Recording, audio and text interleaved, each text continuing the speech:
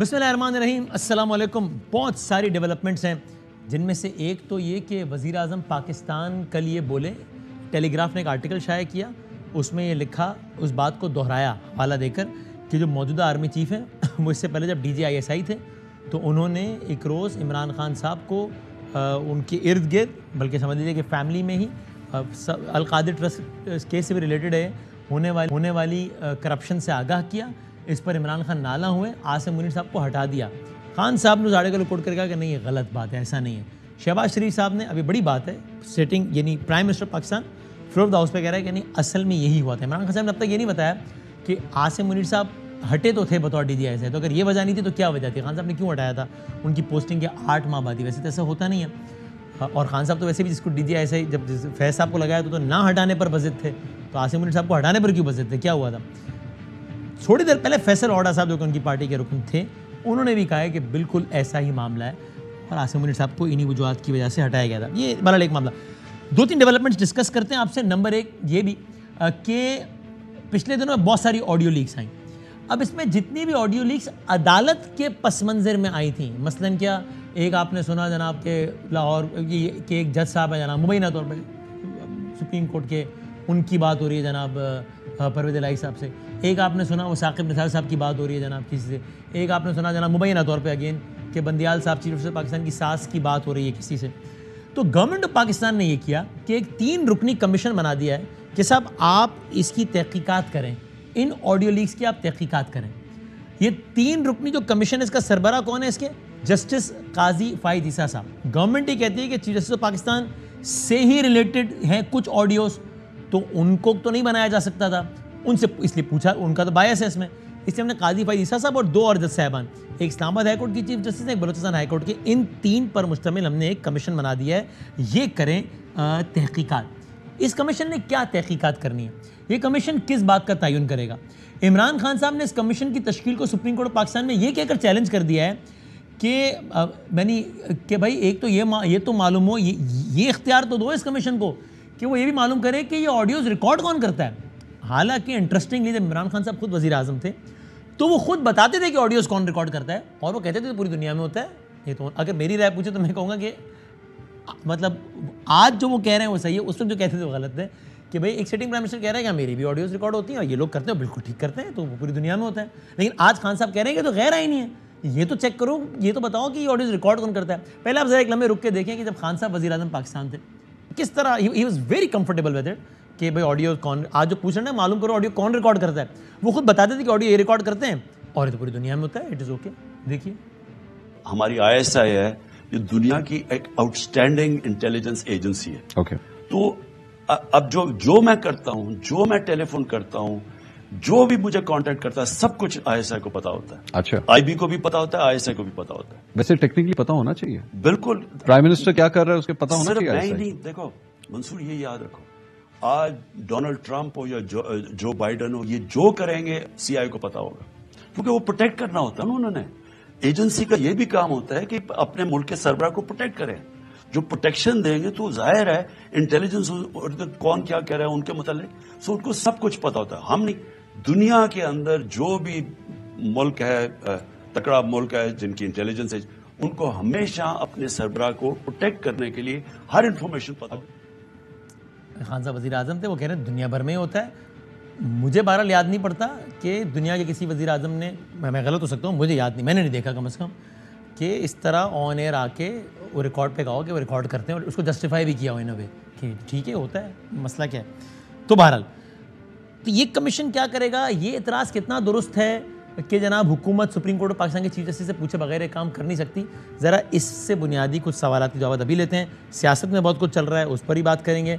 कराची में एक अजब ड्रामा हो गया। कराची में बल्दियाती इलेक्शंस का पहला फेज़ हुआ था पिछले जून में, अगला जून आने वाला है, अभी तक मेयर का ही नहीं पता लगा कि भाई मेयर है कौन, कब बनेगा, क्या बनेगा। आज वो हलफ उठाया वहाँ बल्दियाती नुमाइंदों ने जीतने वाले, वहाँ PTI के 5 बंदे पकड़ लिए जी। अब मेयर का इलेक्शन होना है, उसके लिए गिनती होनी है, गिनती के लिए एक वोट कीमती है, PTI के बंदे ही उठ रहे हैं, तो जब बंदे ही पूरे नहीं होंगे तो फिर वो एक अजब, उस पर ही बात करेंगे।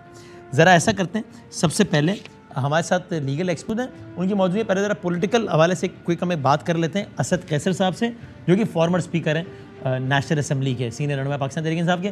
फिर हम लॉयर्स के पास जाएंगे जिसमें सुप्रीम कोर्ट के एडवोकेट हैं, इस्लामाबाद हाई कोर्ट के प्रेसिडेंट हैं शुएब शाहीन साहब, एडवोकेट जनरल इस्लामाबाद के जहांगीर जदून साहब, उनसे सवाल बात करेंगे। असद साहब अस्सलाम वालेकुम। वालेकुम अस्सलाम। हुजूर आप खैरियत से हैं? मतलब या आप भी क्या मालूम मकाम पर हैं और आपकी भी गिरफ्तारी के लिए मामला चल रहे हैं क्या? नहीं, अल्हम्दुलिल्लाह मैंने तमाम जमानत ली हुई, तकरीबन 20-22 FIR है। अच्छा। आज भी मैंने 2 पे जमानत ले ली है। हाँ। और हाई कोर्ट से मैंने एक इस्लामाबाद हाई कोर्ट से जमानत दी थी। इसमें मैंने प्ली दिया था कि जो मेरे खिलाफ जितने केसेस है वो सारे जो है ना मुझे पता होना चाहिए, तो वो भी अदालत ने ऑर्डर दिया था कि जब तक तमाम केस यकजा ना हो तो उसको गिरफ्तार न किया जाए। तो मुझे रिलीफ है अभी तक। अच्छा है। असद कैसे सर, यही बताइए कि आप पार्टी के ज़ाहिर बहुत ही सरकर्दा रहनुमाओं से खान साहब ने आपको स्पीकर नेशनल असेंबली का ओहदा दिया, तो आप पर किसी ने कभी कोई यानी पिछले दिनों में कोई दबाव डाला है कि भाई पार्टी वार्टी छोड़ें, कोई प्रेस कॉन्फ्रेंस खड़काएं? नहीं, मुझे किसी ने फोन भी नहीं किया, न कोई जरूरत कर सकता है। अच्छा। मैं बेसिकली ये पार्टी जो है ना ये मेरी ऐसी है कि जिस तरह इमरान खान ने इस पार्टी में बुनियादी अपना किरदार अदा किया, मैंने भी जिंदगी के 27 साल इस पार्टी को दिए हैं। तो मेरा इमरान खान का आपस में चौधरी दामन का साथ है, वो मेरा बड़ा भाई है और मेरे इसके साथ एक जिंदगी का एक लंबा अरसा गुजारा है। तो कोई लोगों को पता है कि ये कोई सोच भी नहीं सकता कि मैं इमरान खान, इसलिए आप कह रहे हो कि आपको जुर्रत भी नहीं कर सकता कि आपको प्रेशर है। ठीक है सर, ये अगेन आप बहुत ही रेलेवेंट सवाल है, आप स्पीकर नेशनल असेंबली रहे इसलिए। तो पहले पीटीआई ने इस्तीफे दिए, बल्कि 12 कहते रहे कि भाई इस्तीफे मंजूर करो और उसको सेलिब्रेट किया। अब फिर आप अदालत में गया कि इस्तीफे मंजूर नहीं करो, और जब लाहौर हाईकोर्ट से ऑर्डर आ गया कि इस्तीफे वापस, तो अब आपने उसको सेलिब्रेट किया कि भाई हमारे इस्तीफे वापस हो गए। तो अब बताएं कि ये आपका चेंज ऑफ माइंड क्यों हुआ है? क्यों आप लोग अब असेंबली वापस जाना चाहते हैं? क्या करना है असेंबली वापस जाके? देखिए, हम हालात का जायजा लेते हैं, सिचुएशन को देखते हैं। मतलब ये है कि अपनी चीजों को रिविजिट भी करना होता है। ऐसा नहीं कि ये हमने कोई फैसला किया, एक पुरानी सहीफा है। मतलब हालात के मुताबिक आप सिचुएशन को देख के पॉलिटिकल डिसीजन लेते हैं। तो अब हम इस डिसीजन की वजह क्या है सर? वही समझना चाह रहा हूं कि अभी क्यों आपने फैसला किया कि दोबारा? 2 बुनियादी रीजन है। एक रीजन ये है कि जिस तरह इन्होंने इस असेंबली को एक रबर स्टेम के तौर पर ये अदालत के खिलाफ इस्तेमाल कर रहे हैं। और असेंबली क्या असेंबली है कि लीडर ऑफ द हाउस और लीडर ऑफ द अपोजिशन एक ही पार्टी से है। एक लीडर ऑफ द हाउस तकरीर करता है और लीडर ऑफ द अपोजिशन जो है ना उसको डेस्क बजाता है कि ये असेंबली है कि अब पार्लियामेंट है क्या। तो क्या ये अनएक्सपेक्टेड चीज? वैसे ये तो जब आपको पता था ना कि जब हम निकलेंगे असेंबली तो पीछे यही लोग रह जाएंगे, तो इन्हीं में से कोई बनेगा अपोजिशन लीडर, और कौन बनेगा? क्योंकि अपोजिशन तो हम ही हैं और हम जा रहे हैं, बाकी सारे हुकूमत में है, तो फिर यही होगा। बहरहाल उस वक्त चूंकि हमने उस वक्त ये तय किया था कि हमने एक बहुत बड़ी मास मोबिलाइजेशन करनी है। जी। और जो हमारा नैरेटिव हुआ वो बहुत अच्छी तरह के लोगों में चला गया था। उस वक्त की तकाजे के मुताबिक वो डिसीजन हमारा ठीक था। लेकिन चूंकि टाइम जितना गुजरता गया और शायद वो इलेक्शन हम ना ले सके, तो फिर ये पोजीशन ज्यादा बेहतर थी कि हम जो है ना ये असेंबली वापस जाए और वहां अपना रोल प्ले करें। तो अब आप जाके अपना अपोजिशन लीडर लेंगे वहां पे, जाहिर है?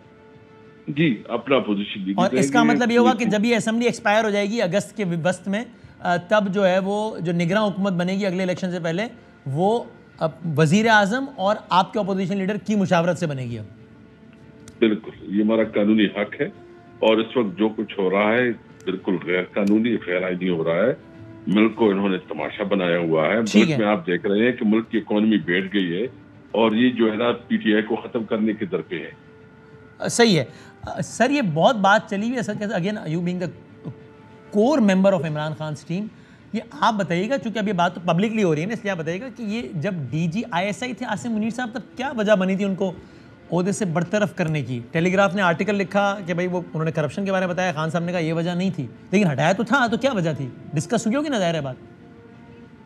नहीं, बेसिकली मैं तो आपको पता है, मैं तो स्पीकर हूँ, मुझे हुकूमत मामलात की इतनी मालूमात नहीं है और मुझे कोई पता नहीं था। मेरा खुद भी आसिम मुनीर साहब के साथ जब डीजी आई था तो हमारी मुलाकात होती थी और अच्छी मुलाकात होती थी। बहरहाल बाकी डिटेल में निटी-ग्रिटी में मेरे को पता नहीं है कि क्या हुआ क्या नहीं हुआ, मैं इस पर कोई कमेंट नहीं कर सकता। Thank you very much sir, बहुत शुक्रिया।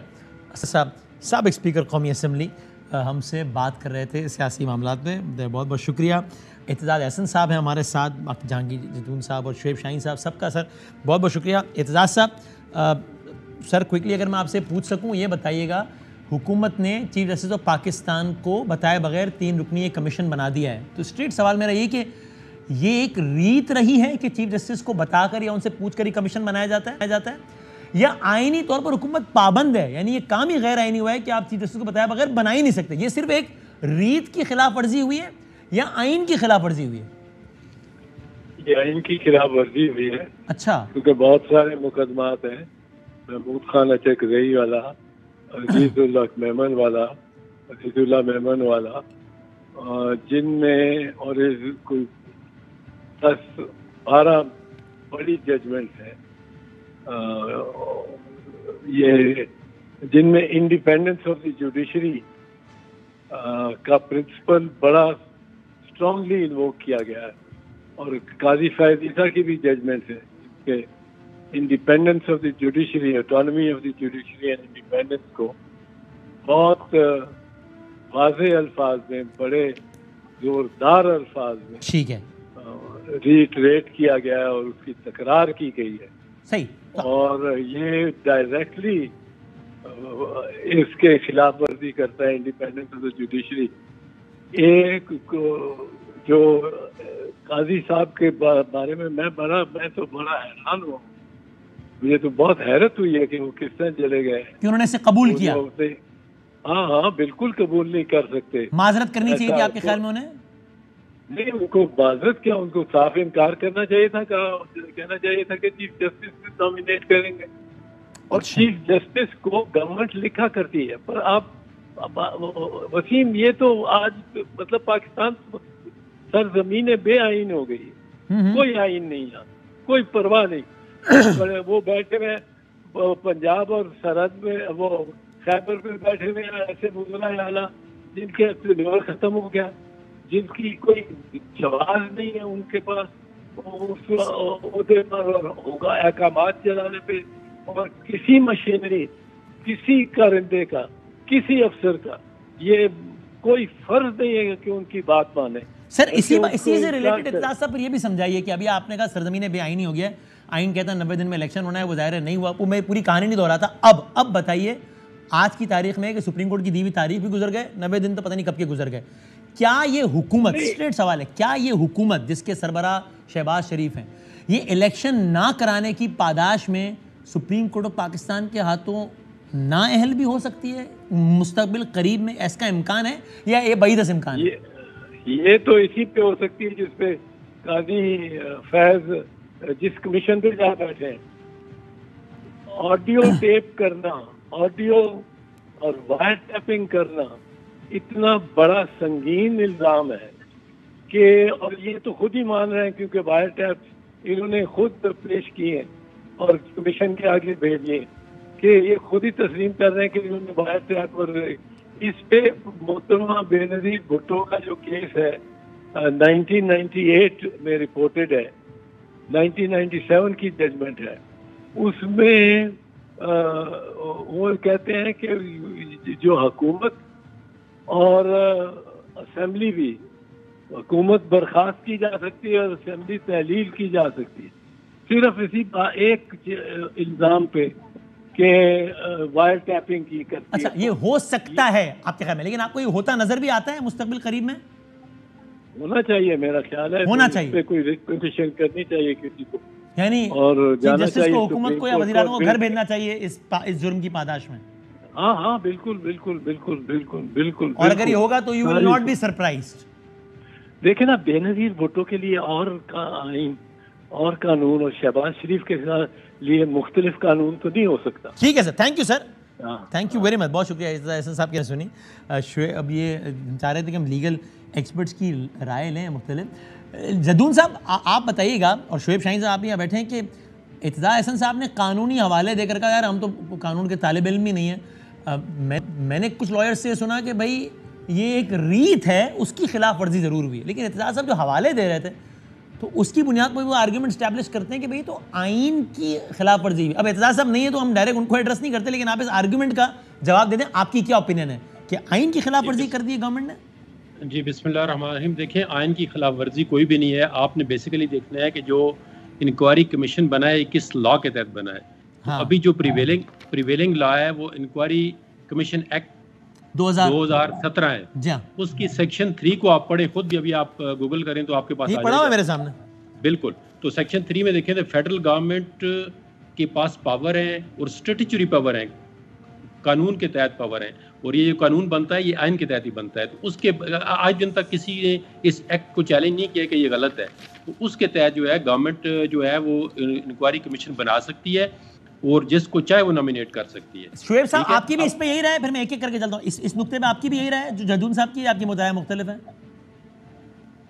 नहीं, मेरी राय मुख्तलिफ है। पहली बात तो यह है कि इसमें कमीशन की कॉन्स्टिट्यूशन जब आप करने लगेंगे, आपने अगर हाई कोर्ट का जज का कमीशन बनाना है तो भी आप कंसर्न चीफ जस्टिस को लिखेंगे। अगर आप सुप्रीम कोर्ट के जज की सरबराही में कोई कमीशन बनाना है तो उसके लिए भी ये ज़रूरी है कि आप चीफ जस्टिस को आप लिखेंगे कि वो जज नॉमिनेट करेंगे। जब ये 2017 का ये एक्ट आया था उस वक्त आपको याद होगा कि ये इलेक्शन के ऑर्गेनाइज रिगिंग के मामले में ये विद कंसेंट ये आया था एक्ट। उस वक्त भी इन्होंने चीफ जस्टिस ऑफ पाकिस्तान को लिखा था, नॉमिनेट करके नहीं दिया था। फिर चीफ जस्टिस ऑफ पाकिस्तान उस वक्त के जो जस्टिस नासिरुल मुल्क साहब थे, आई थिंक, जी, उन्होंने फिर इस अपना वो बेंच बना के और उन्होंने इस पे बनाया था, अपना कमीशन ने अपनी फाइंडिंग्स दी थी। तो इस तरह के मामलात में पाकिस्तान की तारीख में आज तक जब भी कोई जुडिशल कमीशन बना है किसी भी इशू पे, अगर वो जज सिटिंग जज का हो तो वो चीफ जस्टिस को लिखा जाता है टू बी कि वो नॉमिनेट करें अपने किसी कंसर्न। जहांगीर साहब, ये देखिए स्पेसिफिक बात है ना, ये बता दें आप, बड़ा सीधा सवाल कि क्या कोई एक हवाला आप दे सकते हैं? शुएब शाहीन साहब ने बड़ी ब्लैंकेट एक बात कर दी कि क्या आप इनकी बात की नफी में कोई एक हवाला दे सकते हैं कि बदामी साहब देखिए फलां कमीशन भी तो बना था सुप्रीम कोर्ट के सिटिंग जज का और चीफ जस्टिस के कंसेंट के बगैर बना था, ये पहली मर्तबा नहीं हो रहा? वो कह रहे पहली मर्तबा हो रहा है। देखिए, एक कस्टमरी चीज लादा है लेकिन एक लॉ के मुताबिक, मैंने कहा लॉ के पढ़ा हुआ है। अगर इसमें ये लिखा, मिसाल के तौर पर अगर चीफ जस्टिस कंसर्ट नहीं देता तो फिर ये क्या लॉ जो है वो रिडंडेंट हो जाएगा? सेक्शन 3 को आप कहाँ के ले जाएंगे? लेकिन ये आप भी मानते हैं इसको जहांगीर साहब कि ये हो रहा पहली मर्तबा है, गैर आईनी नहीं हो रहा आपके ख्याल में, लेकिन हो रहा पहली मर्तबा नहीं, है? ये लीगल, देखें ये कोई आप रिस्पेक्टफुली आप कह सकते हैं, लेकिन इसमें अंदर स्ट्रेटेजी और लीगल प्रोविजन नहीं है कि आप चीफ जस्टिस को खत लिखेंगे। लेट्स से चीफ जस्टिस काजी फाइसा को नॉमिनेट नहीं करते, वो तो बेंच में नहीं बिठाते या किसी और जज को, तो फिर तो उनकी डिस्क्रिशन हो गई है। फिर तो उनकी डिस्क्रिशन जो है वो स्ट्रेटेजी प्रोविजन के ऊपर राइट नहीं कर सकती। ये तो एक आप मैटर ऑफ रिस्पेक्ट लिख देते हैं कि आप इंचार्ज हैं तो आप अपना कोई बंदा अपॉइंट कर दे। अगर आप नहीं भी करते तो इसमें कोई बार है ही नहीं है। और इन्होंने ये पॉइंट जो चैलेंज किया है इसमें ये नहीं उठाया कि ये गलत पॉइंट हो गया कमीशन। उन्होंने कहा जी आप टेपिंग का जो है ये फाइंड आउट करें कि ये टेपिंग करना जो है ये करती है वो कौन करता है, उस बंदे को पहले आइडेंटिफाई करें। इन्होंने ये इसको चैलेंज किया। इन्होंने कमीशन की कॉन्स्टिट्यूशन को चैलेंज नहीं किया है। पीटीआई ने नहीं गलत किया। हाँ। गलत कमीशन बना है। हाँ, ये तो सही है, पीटीआई ने ये नहीं कहा, ठीक है। लेकिन वो तो अपनी राय दे रहे हैं ना शुएब शाहीन, वो पीटीआई की राय थोड़ी दे रहे हैं, वो तो एक अपनी।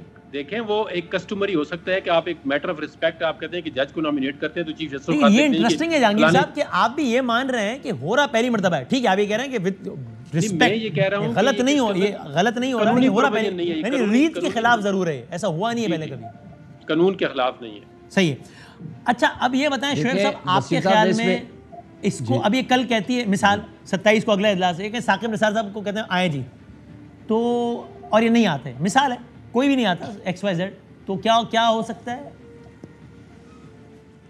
देखें, अगर तो आप इस तरफ जाएं तो ये CPCS के ऊपर एप्लीकेबल होती है, यानी सिविल कोर्ट की पावर्स होती हैं। वो कंपेल कर सकते हैं, थ्रू समन नोटिस भेज सकते हैं कि जी आप आएँ, कंपेल कर सकते हैं for the production of the documents. लेकिन इसके अंदर 2-3 खराबियाँ हैं। पहली बात तो आप ये देख लें कि आप ये नहीं कर सकते चीफ ऑफ आर्मी स्टाफ को छोड़ के आप किसी कोर कमांडर को या लेफ्टिनेंट जनरल को कहो जी कल हमने आपको सिक्योरिटी के किसी फलां मामले पे हमने आपको कमीशन का सरबराह बना दिया है।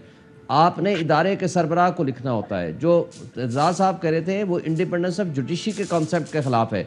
फ़र्ज़ करो कल आपको चीफ जस्टिस पसंद नहीं है, आप एक पिक करो एक शख्स को और आप कहो जी आप चीफ जस्टिस के ख़िलाफ़ मुझे इंक्वायरी करके दे दो, ये मवाद है, ये बंदा है। अच्छा, कोई आप किसी जज कोई अपना पिक कर लो जो आपकी पसंद का है या ये इस केस की बात नहीं कर रहा, या जो आपके साथ रिलेशनशिप में है किसी भी हवाले से, आप उसके ज़रिए अपना वो मकसद हासिल करना चाहो जो जुडिशल कमीशन का पर्पज़ नहीं है।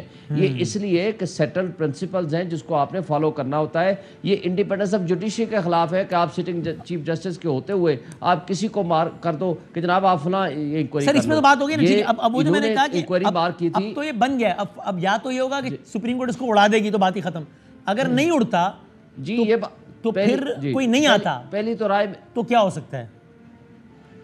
देखिए, पहली तो मेरी राय ये थी कि हम एक्सपेक्ट कर रहे थे कि काजी फाइज साहब बड़े ऑनरेबल चीफ जज हैं, वो इसको एक्सेप्ट नहीं करेंगे। बहरहाल उन्होंने एक्सेप्ट कर लिया ना। दूसरी बात इसमें बहरहाल चैलेंज किसी ने कर दिया है शायद आज दो, इसके अंदर दो और खराबियां हैं।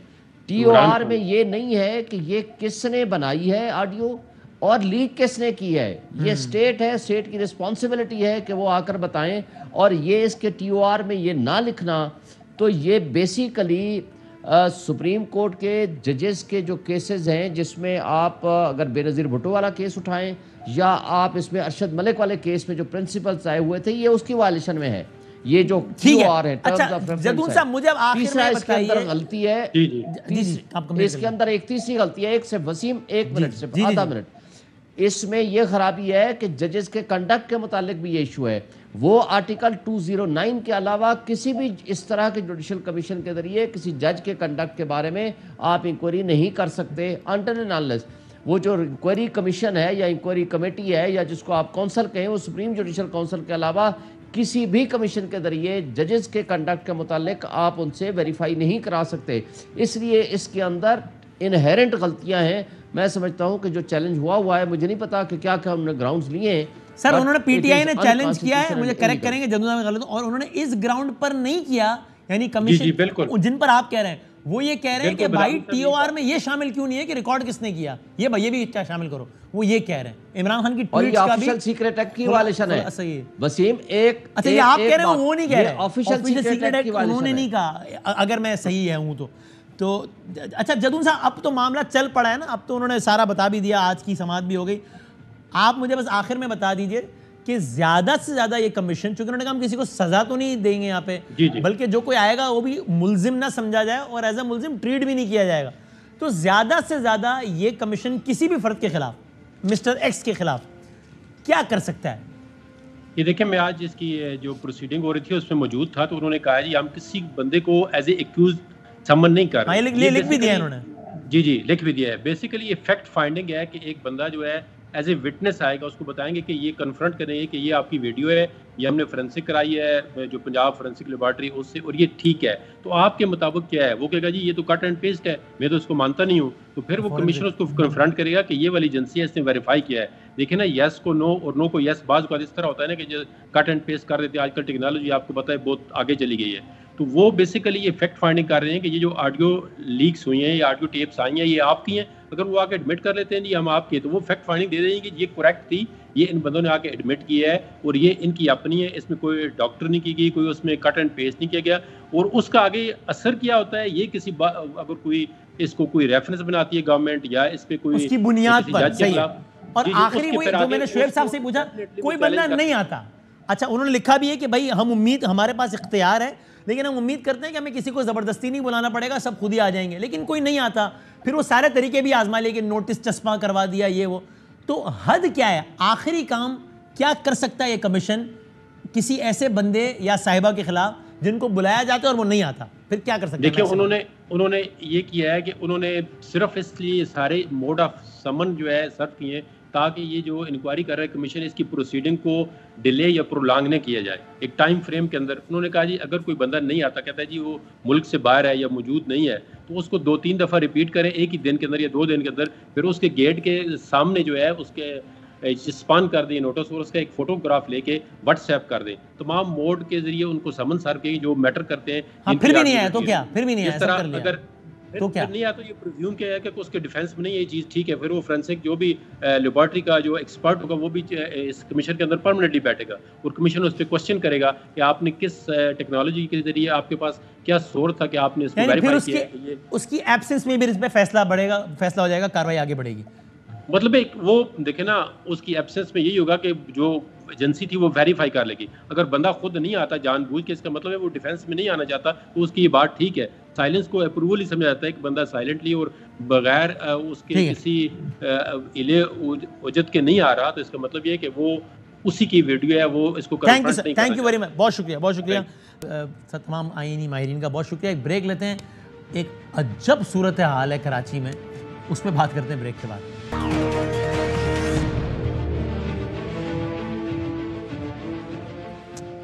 खुश आमदीद कहते हैं आपको एक बार फिर। कराची में इलेक्शन हुए, इलेक्शन का पहला मरहला मेयर के लिए जून में हुआ, अभी मई आ गया है, अगला जून आने वाला है। किस्सा मुख्तसर ये, इस दौरान सब दावे करते रहे, बिलाव पीपल्स पार्टी ने कहा हमारा मेयर आएगा, जमात इस्लामी ने कहा हमारा मेयर आएगा, और सारा नतीजा भी आपके सामने है। फिर ये लगा पिछले दिनों कि बस पीपल्स पार्टी का मेयर आ ही गया, फिर अचानक खबर आई कि नहीं, जमात इस्लामी और पीटीआई का इत्तेहाद हो गया, और अगर ये हो जाता है तो फिर ज़ाहिर उनके नंबर ज़्यादा हैं। ता वक्त है कि पीटीआई के कुछ बंदे पीपल्स पार्टी को वोट ना देने, वरना कोई तरीका ही नहीं है कि अगर पीटीआई और जमात इस्लामी मिल जाएँ तो फिर मेयर उन्हीं का आना है, और कोई सूरत नहीं है। ता वक्त है कि पीटीआई के बंदे या जमात के बंदे पीपल्स पार्टी के पास चले जाएँ। बहरहाल इतने में 9 मई हो गया, हालात ने नया रुख इख्तियार किया। अब ये हुआ कि आज मुख्तलिफ टाउन्स वगैरह में तकरीबन अलग बर्दारी थी। आज वो हुआ जिसका खदशा जाहिर किया जा रहा था, वो क्या कि पीटीआई के लोग तो गिरफ्तार हो रहे हैं, उठ रहे हैं। आज जो 3 लोग जिन्होंने हलफ उठाना था वो गिरफ्तार थे, उन्होंने पेश ही नहीं किया गया, और 2 को जिन्होंने हलफ उठा लिया उसके बाद गिरफ्तार कर लिया गया। अब खदशा जमात इस्लामी और पीटीआई को ये है कि जिस दिन मेयर की गिनती हो रही होगी उस दिन हमारे बंदे ही गिरफ्तार कर दिए, तो एक बंदा गिरफ्तार होने का मतलब है 1 वोट कम, तो फिर इस तरह तो फिर हम क्या मामला चलेगा। ये सारी की सारी सूरत हाल है। हाफिज़ नईमुर रहमान साहब हमारे साथ हैं, जमात इस्लामी के उम्मीदवार है, कैंडिडेट के ऑफकोर्स। हाफिज़ साहब आप बताएं, पीपल्स पार्टी को बहुत यकीन है कि पीटीआई के अच्छे लोगों की तादाद उनको वोट दे देगी और मेयर आ जाएगा उनका। आपकी इत्तलात के मुताबिक पीटीआई का कितना बंदा पीपल्स पार्टी को वोट देने जा रहा है? अच्छा वसीम, ज़ाहिर है मैं कोई गैब का तो मुझे इल्म नहीं है, लेकिन एक बात नजर आ रहा होता है यार, इन 40-45 में से ये नंबर्स जो हैं, हाँ देखें नंबर्स के हिसाब से जो पहले अगर कोई भी एम्बिग्यूटी थी ना, और मैं तो देखें हम तो यही कह रहे थे कि इनके नंबर जो हैं वो इस तरह से हैं, इस तरह से हैं, इस तरह से, वो बात तो अब ख़त्म हो गई। अब जिस तरह से भी हैं तब भी उनकी अक्सरियत नहीं है। 193 हमारे, 166 उनके, 180 पर फैसला होना है। तो अब तो जो कुछ भी वो करेंगे वो आउट ऑफ जमहूरियत करेंगे, आउट ऑफ आइन करेंगे, आउट ऑफ कानून करेंगे और फिस्तायत से करेंगे, जैसा कि वो ट्राई कर रहे हैं इस वक्त। तो जो कानूनी, आइनी, इंतखाबी, जमहूरी अमल है उसके जरिए से तो पीपल्स पार्टी का मेयर नहीं आ सकता। ठीक है, नंबर 1। ठीक है, अब जो आपका सवाल है, मेरा ख्याल है कि ये गिनती कुछ ज्यादा ही बता रहे हैं। देखिए इतने बेजमीर लोग सब नहीं होते कि बिल्कुल ही जो है ना वो पलट जाएं और वो इनके लारे लप्पे में आ जाएं। हाँ, दबाव जरूर डाल रहे हैं ये। अब 9 मई के वाकयात के बाद तो खासतौर पर इनके हाथ में वो टूल आ गया है जो अक्सर हुकूमतें अपनी फिस्तायत में इस्तेमाल करती हैं कि दहशतगर्द करार दे देंगे, हमेशा के लिए बैन कर देंगे, तुम्हारे बच्चे ये हो जाएंगे। अब इस तरह के हथकंडे इस्तेमाल करके अगर अपनी गिनती पूरी करना चाहते हैं तो भी मैं समझता हूँ इंशाल्लाह ये कामयाब नहीं होंगे। हमारा राब्ता है तमाम पीटीआई के लोगों से जो गिरफ्तार हैं, उनके हवाले से तो कोई दो राय नहीं है ना हाफिज साहब के पीटीआई और आपका जो इत्तेहाद है मेयर बनाने के लिए, ये तो तय हो गया ना? जी ये तो तय हो गया। ये तो उन्होंने बिल्कुल पब्लिक किया है, इसको अनाउंस किया है, और मैं समझता हूँ इसमें मैं इनको शुक्रिया भी अदा करता हूँ। और उसके नतीजे में अब बहुत वाजे हो गई है सूरत हाल, और अभी उन्होंने गैर मशरूत हिमायत की है, जबकि हमने ये कहा है कि अब ये तो बात ही खत्म हो गई ना कि पीपल्स पार्टी और जमात इस्लामी भी मिलकर मेयर अपना मेयर लाने पे काम, ये तो खत्म हो गया ना, चैप्टर क्लोज हो गया ऑफिशियली। एक सूरत है हो गया कि अपनी पिछली तमाम सरिश छोड़े, अपनी सरिश छोड़े, मैंडेट तस्लीम ना करने की, और कराची के मुस्तकबिल के लिए हिमायत कर दें, हमारी कंसेंसस मेयर बना दें। मैं तो पहले फिर मैं ना ही समझाना चौधरी साहब, मतलब नहीं हो रहा ना, इसका मतलब ये काम तो नहीं होने लगा। तो बस जब फिर ये नहीं होना तो फिर गिनती पूरी करो। गिनती पूरी तुमसे हो नहीं रही तो तुम फिर आप क्यों इसरार कर रहे हैं हाफिज साहब के मेयर का इलेक्शन आगे बढ़ाओ? फिर तो आप कहें यार कल करो, चूंकि आज नंबर हमारे पास ज्यादा है, बस जीत जाएंगे हम, खत्म। आप क्यों कह रहे हैं कि मेयर का इलेक्शन आगे करो? नहीं, वो उसकी वजह यह है कि मैं चाहता हूं कि जो माहौल 9 मई के बाद पैदा हो गया ना, जिसको जवाज बना के देखें। एक पहले तो ये कर रहे थे सिर्फ खरीदा खरादी, क्या कहलाता है वो, है ना, लोगों के ईमान को, ज़मीर को जो है ना वो खरीदने की कोशिश कर रहे थे। सही है। अब उसमें ऐड हो गया है ताकत, कि भाई देखो तुम्हें दहशतगर्द करार दे देंगे, तुम्हारा नाम फलां चौकी जलाने में डाल देंगे, तुम्हारा नाम फलां जगह पर जलाओ घेराव में डाल देंगे। जाहिर है यहाँ कोर कमांडर पे तो लाहौर की तरह गए नहीं थे लोग, तो लेकिन ये बहुत सारी चीज़ें करने की कोशिश कर रहे हैं। तो मैं समझता हूं कि ये थोड़ा सेटल डाउन हो जाए, क्योंकि इदारे भी तहकीकात कर रहे हैं। सेटल डाउन के दौरान उन्होंने 4 बंदा और तोड़ लिया, तो फिर आपका और नंबर गेम खराब हो जाएगा, फिर ये डर नहीं आपको? नहीं, मेरा नहीं ख्याल है कि देखें अब ये तोड़ने का अमल तो ये बहुत दिनों से कर रहे थे ना। देखें पहले तो उन्होंने हल्का बंदियों से, फिर उसके बाद नतीजे बदलकर, फिर रिकाउंटिंग में, फिर आने के बाद ज़िमनी इंतखाब रोककर, फिर ज़िमनी इंतखाब में जो धांधली करके और फिर लोगों को खरीद कर, ये काम कई महीने से अल्हम्दुलिल्लाह जारी है। लेकिन उसके बावजूद कॉन्फिडेंट तो नहीं है ना, है ना। और वो अब परेशान बहुत ज़्यादा हैं, कैंडिडेट का अनाउंसमेंट नहीं कर पा रहे। यानी क्या परेशानी इतनी बड़ी पार्टी को, इतना ज़बरदस्त किस्म का उनका इस वक्त तो सेटिंग भी ऊपर बहुत ज़बरदस्त है, नीचे भी बहुत ज़बरदस्त है, 15 साल से हुकूमत है, तो वो अपने कैंडिडेट अनाउंस क्यों नहीं कर रहे? तो परेशानी तो है ना हर जगह, इसलिए आपको यकीन है कि आपका मेयर आ जाएगा? अभी तो उन्होंने, यानी कि क्या हाफिज नईमुर रहमान को यकीन है कि कराची का मेयर हाफिज नईमुर रहमान नामी शख्स बन जाएगा? देखें इंशाल्लाह मेयर जमात इस्लामी का होगा, इंशाल्लाह, जिसका नाम हाफिज नईमुर रहमान होगा। जो जाहिर है लोग फैसला जो भी होगा उसके मुताबिक होगा, मेयर जमात इस्लामी का होगा। और अब देखें, अब इस रास्ते में ये कोई दावा नहीं है, अब नंबर गेम्स के जरिए से बात वाजे हो गई है। अब जो रुकावट डालेगा वो कालक मलेगा। नहीं, वो तो ये ठीक है, नंबर गेम में आपको बढ़तरी है, लेकिन मेरा तो सवाल ही शुरू यहाँ से कि आपको इसका आप खौफ कितना है या अंदेशा कितना है कि फाउल प्ले के जरिए ही आपको महरूम कर दिया जाएगा? आपके ख्याल में इसका इम्कान भी 0%? लेकिन फाउल प्ले के जरिए भी, हाँ, फाउल प्ले से भी हम रोक रहे थे, हम कोशिश कर रहे थे, हम उसमें रुकावट डाल रहे थे। लेकिन ये जो ताज़ा, हम ये जो आगे कुछ दिन के लिए बढ़ाना चाहते हैं, इसीलिए बढ़ाना चाहते हैं, वरना भाई हम तो इलेक्शन कराने के लिए धरने दे रहे थे ना। ये इन्होंने 6 साल पहले इलेक्शन नहीं कराया था, 2.5 साल से अभी नहीं कराया था, अब इनको अचानक से इमरजेंसी क्या लग गई? चलो, लेकिन आपको यकीन है कि मेयर आ जाएंगे? एक वजह ये है, ठीक है सर, इसकी एक वजह ये है कि एक कैंडिडेट के 6 महीने पूरे नहीं हो रहे। वसीम भाई, पता है आपको ये बात? क्या मतलब? ये बड़ी इंपॉर्टेंट बात बता रहा हूं मैं आपको। जल्दी बता, क्या मतलब? अरे मतलब ये है कि 10 दिसंबर को एडमिनिस्ट्रेटर की पोस्ट खत्म हुई थी, तो 6 महीने चाहिए होते हैं उस पोस्ट के बाद। उस दौरान में आप मेयर नहीं बन सकते या कोई पब्लिक ऑफिस होल्ड नहीं कर सकते, अब हो गए सियासत में नहीं आ सकते। ये है लोकल बॉडीज का रूल। तो वो ये चाह रहे हैं कि 10 जून से पहले कर दें। अब ये जो दो ग्रुप इनके आपस में लड़ रहे हैं, और मैं आपको एक बात बताऊं, ये इतना आसान नहीं है। ये जो पीपल्स पार्टी समझ रही है ना, हम तो खरीदते नहीं है, हम तो ये काम करते नहीं है। आप ये देखिएगा कि जो भी कैंडिडेट आएगा, हो सकता है उन्हीं में टूट फूट हो जाए, लाले पड़ जाएंगे इनको। चलो बता रहा हूं मैं आपको। शुक्रिया, थैंक यू हाफिज नईमुर रहमान साहब। सैयद नाज़ शाह साहब मानी खेज मुस्कुराहट के साथ जब नईमुर रहमान कह रहे थे कि इतना आसानी है, लाले पड़ जाएंगे, वो सुन रहे थे। वो तो लोकल गवर्नमेंट के मिनिस्टर है, सबसे मुताल्लिक़ नासिर शाह साहब। सर बहुत शुक्रिया वक्त देने का। सादा सवाल है, तहरीक इंसाफ के कितने अरकान ज़मीर की आवाज़ पर चाहते हैं कि मुल्क के मफाद में पीपल्स पार्टी के उम्मीदवार को वोट दिया जाए? बिस्मिल्लाहिर्रहमानिर्रहीम, अल्लाहुम्मा सल्ली अला मुहम्मद व आले मुहम्मद। वसीम भाई, मैं थोड़ी बात अभी सुन रहा था आपकी, जो हाफिज साहब फरमा रहे थे, और हाफिज साहब मेरे लिए इंतहाई काबिल एहतराम है जी।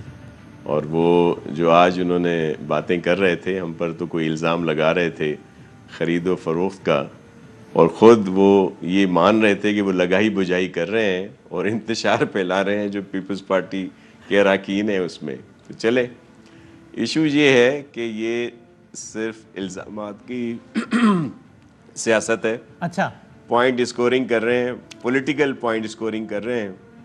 इलेक्शन के बाद जब वो हुए तो उस वक्त से शुरू कर दिया कि जी ये रिगिंग हो रही है, ये हो गया, वो हो गया, क्योंकि इनको पता नहीं कैसे यकीन था कि यही स्वीप करेंगे। इस वक्त सूबाई असेंबली में इनकी 1 सीट है और 80+ इनके लोग हैं, इस पर किसी को कोई ताजुब नहीं।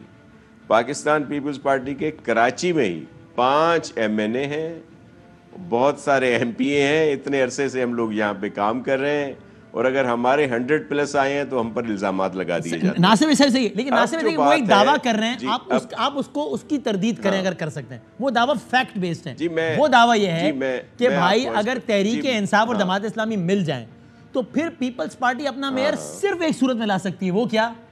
बंदे तोड़ के, कि हमारा बंदा इनको वोट दे दे। इसके अलावा दुनिया में कोई सूरत नहीं है। आप बताएं क्या दावा गलत है? ये दावा तो ठीक है ना, सही कह रहे हैं ना वो? नहीं, मैं आपको अर्ज करूं, अगर इनके नंबर पूरे होते हैं, जिस तरह इस वक्त बात सामने आई है इनकी JI और PTI के इलाहाक की, तो हम इनको वेलकम करेंगे, हम इनको मुकम्मल सपोर्ट करेंगे। आप इनके बंदे उठा लेते हैं। हम PTI का 3 बंदा जेल में था, उसको आपने आने नहीं दिया। अब मेयर का इलेक्शन हो रहा होगा, उनको छोड़ेंगे ही नहीं। वसीम भाई मेरी बात तो सुन लें। मैं अर्ज ये कर रहा हूँ कि सबसे पहले मुबारकबाद देने, हार पहनाने हम जाएंगे अगर ये जीतते हैं। इशू क्या है, एक चीज़ और एज अ सिंध हुकूमत का एज अ मिनिस्टर मैं आपको एक बात की यकीन दहानी कराता हूँ कि जितने लोग मुंतखब हुए हैं पीटीआई के, उनके ऊपर केसेस हों, कुछ भी हो, वो हल्फ उनका हम इंश्योर करेंगे, उनका वोट जो है वो इंश्योर करेंगे, किसी को इसमें रुकावट नहीं डालने देंगे। मैं इसको रिपीट कर रहा हूँ, बात ये है, सिंध के लोकल गवर्नमेंट मिनिस्टर कह रहे हैं कि मैं इस बात को इंश्योर करूंगा कि जिस दिन मेयर का इलेक्शन होगा उस दिन पीटीआई का 10 चेयरमैन भी अगर जेल में होगा तो वो आएगा जेल से और वोट देगा, किसी का भी वोट माइनस नहीं होगा। वो अपना आईनी हक इस्तेमाल करेगा, हक जो है वो जरूर इस्तेमाल करेगा। अब ये वादा है। अब मैं आपसे ये जो किस बात की ये परेशानी है जो हाफिज साहब इलेक्शन को आगे करना चाह रहे हैं, हम चाह रहे हैं कि इलेक्शन जल्दी हो। हम पर हमेशा इल्ज़ाम लगा दिया जाता था कि ये इलेक्शन से भाग रहे हैं, हम तो चाहते हैं इलेक्शन जल्दी हो। ये इशू क्या है? इशू ये है कि इस वक्त जो पॉलिटिक्स है पीटीआई की या खान साहब की, जिसकी वजह से इनके बहुत सारे एमपीए, एमएनए, मिनिस्टर्स जो रहे हैं इनके सीनियर ओहदेदार वो भी इनको छोड़ रहे हैं और तो आपके पास आ रहे हैं। जो चेयरमैन नहीं, हमारे पास नहीं आ रहे। देखें कौन है वो जो अभी आए हैं, महमूद मौलवी साहब, उनको मैं खराज तहसीन पेश करता हूं कि उन्होंने इस वजह से इनकी पार्टी से अलहदगी की और अपनी सीट भी छोड़ दी इखलाकी तौर पर। ठीक है, तो जाहिर है उन्होंने एक अच्छा कदम किया। दूसरे ये जो यूसी चेयरमैन है, इनमें से भी बहुत सारे, मैं यकीनन कि वो इनकी इस तर्ज सियासत से परेशान होंगे और वो इनसे ला ताल्लुकी करेंगे। हमें वोट दें या ना दें, लेकिन पीटीआई की जो पॉलिटिक्स है इस वक्त मुल्क की सालिमियत के खिलाफ, हमारे मुक्तदर इदारों के खिलाफ, जिस तरह 9 मई को जो कुछ हुआ सबके सामने है, तो वो इससे ज़रूर, मुझे पूरा यकीन है, मैं एक पॉलिटिकल वर्कर हूँ और ये नर्सरियां हैं लोकल काउंसिल्स जो है, कैलकुलेशन के मुताबिक कल सुबह अगर इलेक्शन हो तो आपके पास कितना नंबर है? 180 चाहिए ना, 359 जी हमारे कितना नंबर है? जी बिल्कुल, मैं आपको देखें जो इस वक्त तो नंबर वो हैं जो इलेक्टेड है ना, वो तो ये बता रहे हैं जो हाफिज साहब ने बताए होंगे, जब जनरल सीट्स के भी आ जाएंगे रिजल्ट उसके बाद। इस वक्त सिंपल गेम है, मैं आपको अर्ज करूंगा, आप आगे वो आगे नंबर गेम अभी जी। Single largest party Pakistan Peoples Party इस वक्त सबसे बड़ी पार्टी है केएमसी में, और इसलिए इखलाकी हक हमारा है कि मेयर हमारा है, दूसरे सब हमारे साथ। सर कंबाइंड नंबर आज की तारीख में आपका ज्यादा है, उनका ज्यादा है कंबाइंड। देखिए अगर कंबाइंड नंबर होता है, इसमें बिल्कुल हकीकत है कि उनका नंबर ज्यादा है, लेकिन मैं यकीन के साथ कहता हूं कि पीटीआई के लोग जो हैं वो पीटीआई की पॉलिटिक्स से बिल्कुल नाला हैं। तो जो इनके चेयरमैन उनको वोट नहीं देगा, नंबर कम हो जाएगा उनके चेयरमैन दे। अगर मुझे यकीन है कि इस वक्त जिस तरह इनका सीनियर कैडर, इनके अपने एमपीए, एमएनएज, इनके जो मिनिस्टर रहे हैं, केपी के हालिया मिनिस्टर ने इस्तीफा दिया है, दूसरे लोग ला ताल्लुकी कर रहे हैं, तो इस वजह से खान साहब की पॉलिटिक्स की वजह से वो इनसे ला ताल्लुकी करेंगे। और अब आपने देख लिया आखिरी सवाल नासिर साहिबा की बेटी जो है, उन्होंने भी कहा कि वो सिर्फ अपनी बात कर रहे हैं, कारकुनों की बात नहीं कर रहे। सर वो 1 मिनट रह गया नासिर साहब, खाली सिंध गवर्नमेंट का इश्तिहार चल रहा है, उसमें वो कह रहे हैं इन लोगों को पकड़ने में हमारी मदद दें। उसमें पीटीआई कराची के सदर आफ्ताब सिद्दीकी साहब भी हैं। अब उन्होंने पीटीआई छोड़ दी, सियासत ही छोड़ दी, अभी भी वो मतलूब हैं आपको, या आप पीटीआई छोड़ दिए तो भी ठीक है? खैर है, बस मैं आपको अर्ज करूं कि उन्होंने उस दिन जो कुछ किया था वो ऑन रिकॉर्ड है। जाहिर है उनके जज्बात को भड़काया गया, फिर जब उन्होंने देखा कि वहाँ पे क्या हुआ है, जिना हाउस में क्या हुआ, जीएचक्यू पे क्या हुआ, रेडियो पाकिस्तान पे क्या हुआ और बहुत सारी जगहों पे क्या हुआ, तो उन्होंने ज़रूर सोचा होगा। उस वक्त उन्होंने एक एहतजाजी शुरू किया, जो आपने देख लिया जो वो अल्फाज कह रहे थे, लेकिन बाद में उन्होंने रियलाइज किया। अब भी आपको मतलूब है वो, या उनको रियलाइज हो गया तो ठीक है, अभी सही है, या भी मतलूब है आपको? देखिए वो तो कानून अपनी जो भी है कानूनी तौर पर उनका है खुला हुआ, अदालतें भी हैं और वो जो लीगल प्रोसेस है वो उसको फेस करेंगे। बहुत ठीक है, let's see, thank you very much, बहुत शुक्रिया। ब्रेक के बाद कंक्लूड करते हैं।